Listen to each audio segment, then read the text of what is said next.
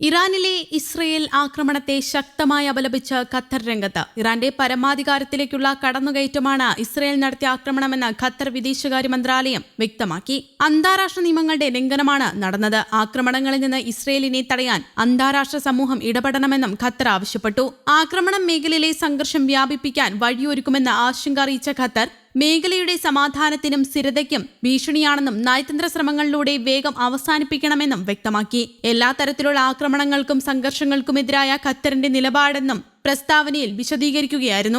അതേസമയം Iran Israel സംഘർഷത്തിന് പിന്നാലെ പ്രധാനമന്ത്രിയും വിദേശകാര്യമന്ത്രിയുമായ Sheikh Mohammed bin Abdul Rahman Al Thani വിവിധ രാഷ്ട്ര നേതാക്കളുമായി സംസാരിച്ചിരുന്നു. പ്രതിസന്ധി അവസാനിപ്പിക്കാൻ ചർച്ചകളാണ് പോംവഴിയെന്നാണ് ഇറാൻ വിദേശകാര്യമന്ത്രി ഡോക്ടർ അബ്ബാസ് അരാക്ചിയുമായി നടത്തിയ ഫോൺ സംഭാഷണത്തിൽ പ്രധാനമന്ത്രി അറിയിക്കുകയായിരുന്നു.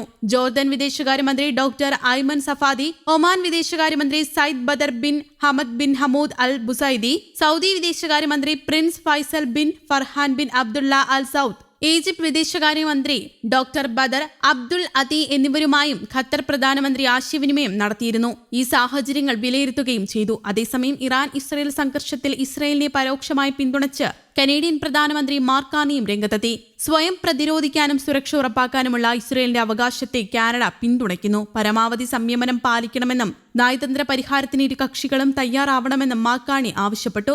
ഔദ്യോഗിക എക്സ്പോസ്റ്റിലൂടെയാണ് കാർണി ഇക്കാര്യം അറിയിച്ചത്. ഇറാന്റെ ആണവ പദ്ധതി കാലങ്ങളായി കടുത്ത ആശങ്കയുണ്ടാക്കുന്നതാണ്. ഇസ്രയേലിലുടനീളം നടത്തുന്ന മിസൈൽ ആക്രമണങ്ങൾ പ്രാദേശിക സമാധാനത്തിന് ഭീഷണിയാണ്. മേഖലയിലുള്ള കനേഡിയൻ പൗരന്മാരെയും നയതന്ത്ര ഉദ്യോഗസ്ഥരെയും സംരക്ഷിക്കുന്നതിനാവശ്യമായ എല്ലാ നടപടികളും സ്വീകരിക്കുന്നതിന് ദേശീയ സുരക്ഷാ കൌൺസിൽ വിളിച്ചുകൂട്ടിയതായും കാർണി എക്സിൽ കുറിച്ചു.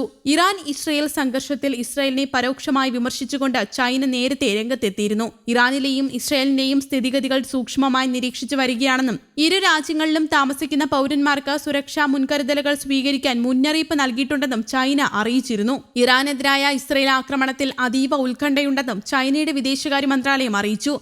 ആക്രമണം ഇരു രാജ്യങ്ങൾക്കും പ്രയോജനം ചെയ്യുന്നില്ലെന്നും ചൈന ചൂണ്ടിക്കാട്ടിയിരുന്നു. പ്രാദേശിക സമാധാനത്തിനും സുസ്ഥിരതയ്ക്കും വേണ്ടി സംഘർഷം കുറയ്ക്കണം. ഇറാന്റെ പരമാധികാരം, സുരക്ഷ, പ്രാദേശിക സമഗ്രത എന്നിവയ്ക്കുമേലുള്ള ഏതൊരു കടന്നുകയറ്റത്തെയും ചൈന എതിർക്കുന്നു. സാഹചര്യം ലഘൂകരിക്കുന്നതിനായി ക്രിയാത്മക പങ്ക് വഹിക്കാൻ ചൈന തയ്യാറാണ്.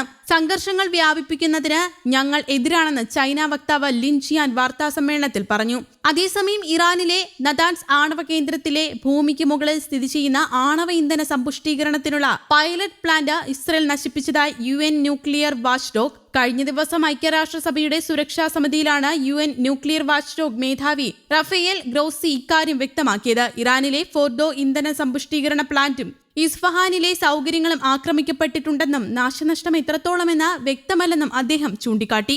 News desk, Kerala Kaumudi.